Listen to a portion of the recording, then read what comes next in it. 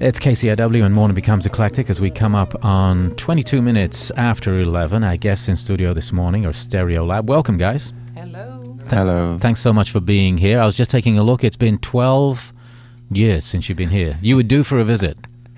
Yes. It was in the old days. Welcome back. Let's come back and chat in a short while and see what you've been up to most recently. But first up, a session, and it's Stereolab on Morning Becomes Eclectic.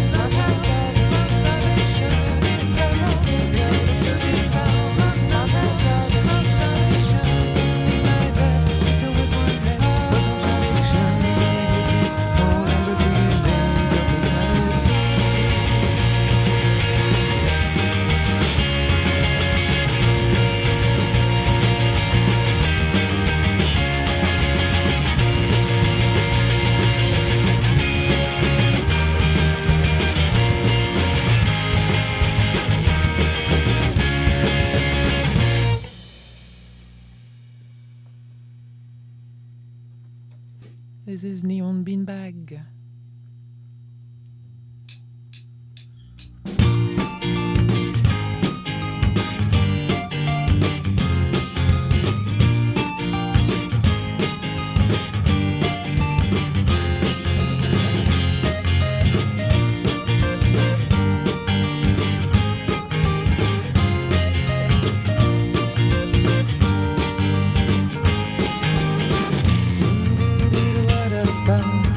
That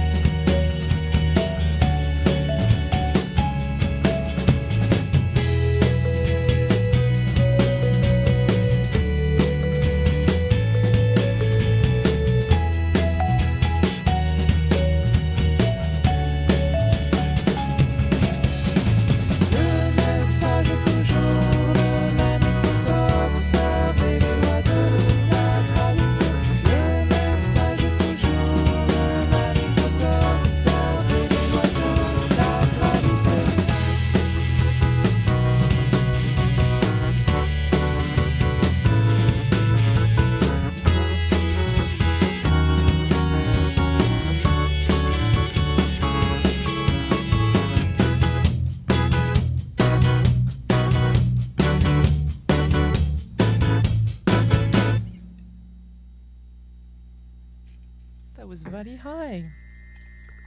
We'll move on to emergency kisses.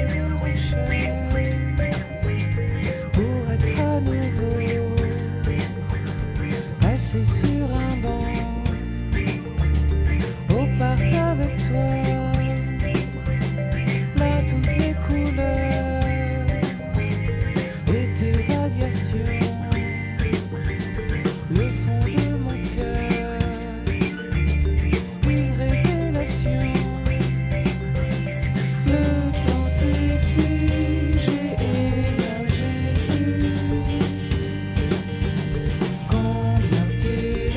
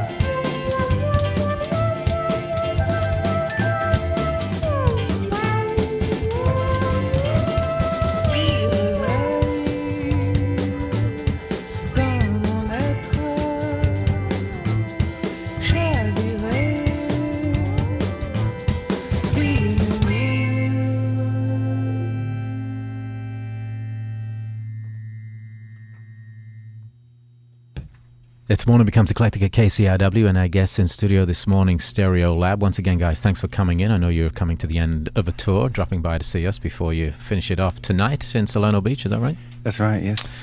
Let's talk a little bit about the album. Now, this is the 11th studio album. Can that be true?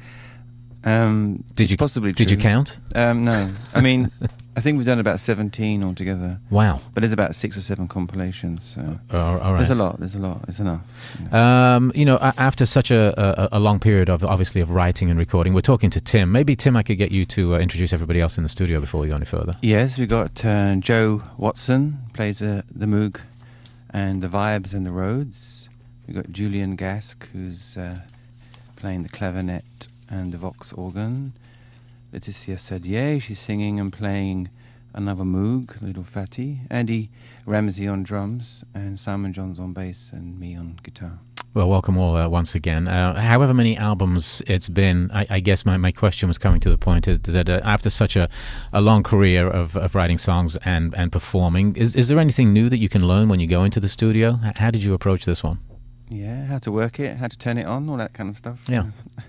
I mean, basically, this new record was pretty much, engineered by Joe here. And, I mean, the studio is like another instrument, really, to us. We don't really kind of play live, or we kind of layer the music bit by bit, and form the music that way.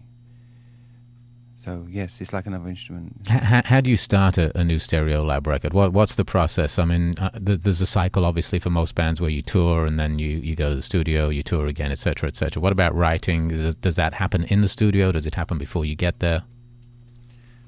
Yeah, I mean, we do that like other bands. We tour and make records. I mean, it's the writing is the basic music is kind of written on what used to be a cassette recorder, now on a computer. Right. And then in the studio, everyone just works on it basically and builds it up. I mean, it's very difficult to tell what the record will sound like when we go in, because we don't actually rehearse. We haven't rehearsed for a record since 1994, I think, even before we came to this radio station the first time. So right, is 1994 like the beginning when you first started sort of rehearsing songs? And no, that's when we first started not rehearsing the songs. Oh, okay, that's when you stopped rehearsing songs.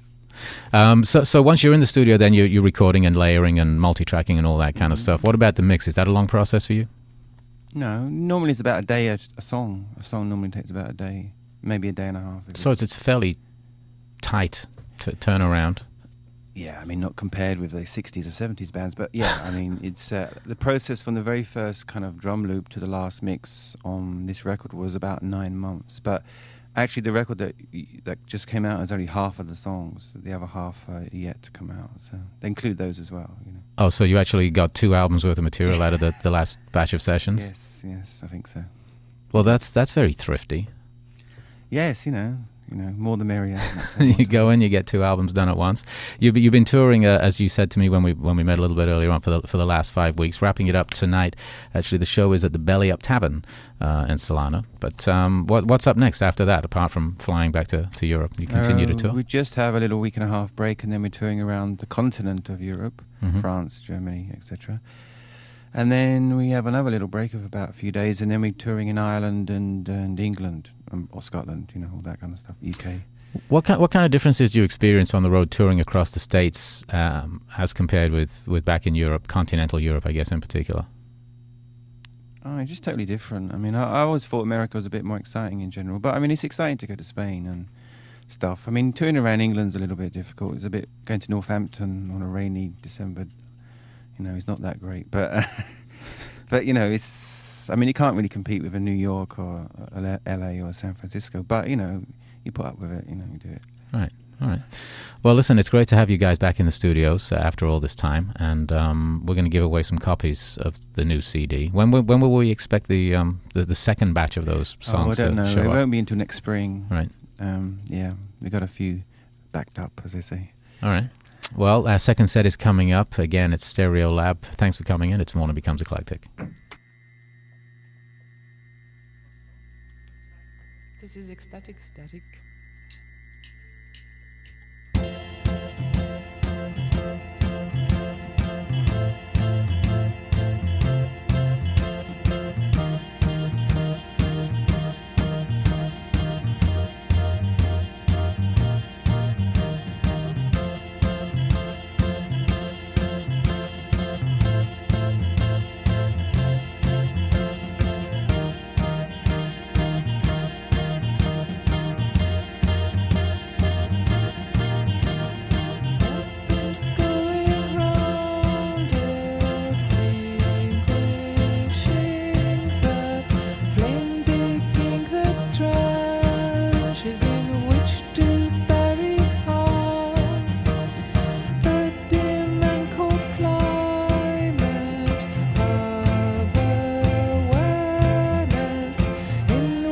reptiles thrive, and people are made to walk the streets.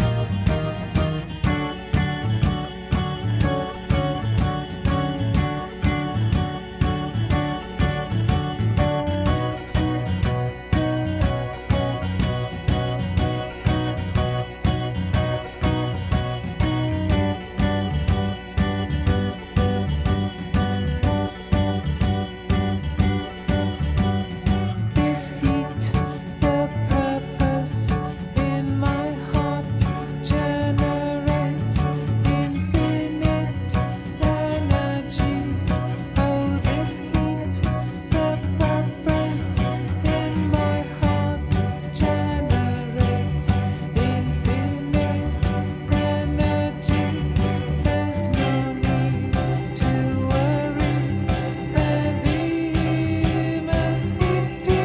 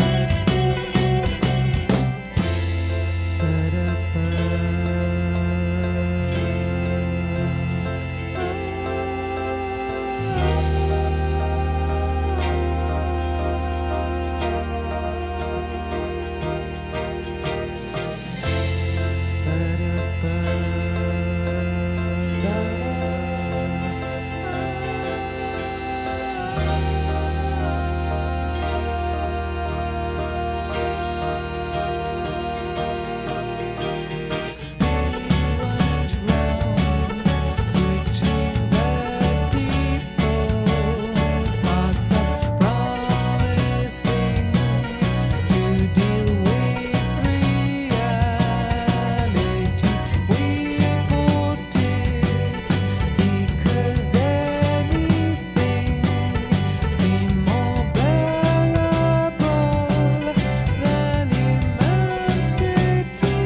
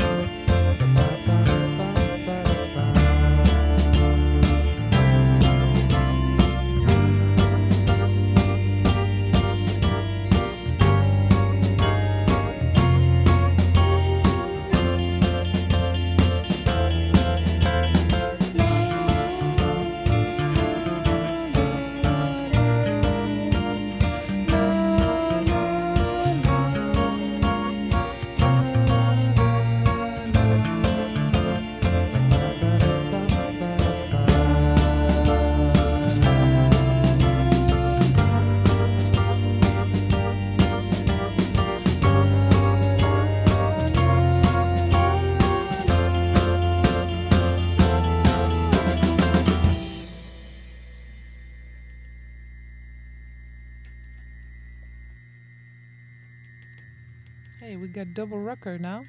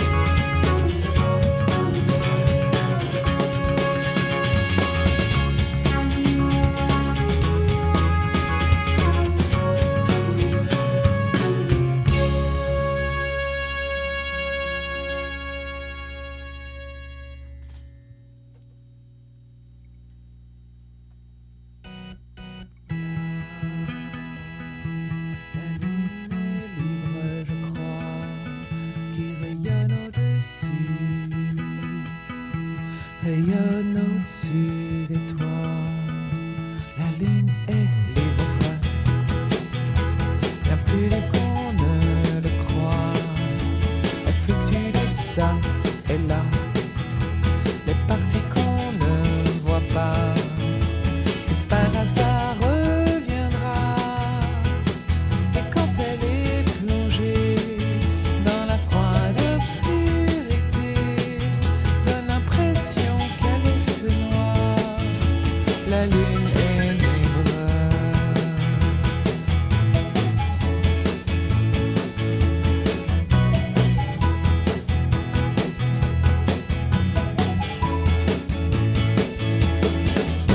Réceptive, absorbante de la lumière qu'elle renvoie, elle rayonne au-dessus des toits, elle fluctue de ça et là, changeante, fascinante, parfois même éblouissante. C'est ainsi qu'on l'aperçoit. Disque parfait, disque lumineux, ne vous rappelle peut-être pas le style de ceux qui lèvent la tête dans l'espoir de s'élever un peu. Elle est libre de tout ça, elle se fout bien de tout ça.